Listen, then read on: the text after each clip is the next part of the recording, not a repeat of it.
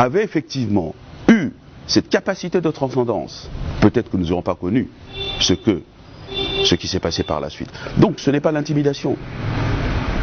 Je pense qu'il a même fait une interpellation en disant aux hommes et aux femmes politiques, comme moi, c'est une... comment dirais-je, c'est le propos d'un homme qui est totalement au clair avec sa responsabilité historique. Ce sont les propos d'un homme qui a connu les deux revers de la médaille. Être banni, honni par tout un pays. Et ensuite se retrouver en train de composer avec tout ce pays, justement.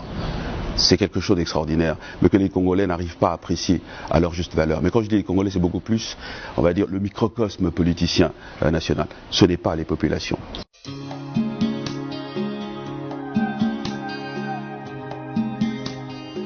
Mais justement, il faut arriver à moderniser la culture politique. Vous comprenez ? Il faut arriver à changer la culture politique. Ce n'est pas parce que vous êtes évincé d'un gouvernement que vous devez systématiquement devenir un opposant. Pas du tout. J'ai fait 13 années aux côtés du président Denis Sassou Nguesso. C'est un immense honneur. J'aurais jamais pu imaginer ça de toute ma vie. Et donc ce sont des choses que je garderai comme un capital sur lequel je vais bâtir toute ma vie à venir. Vous comprenez ?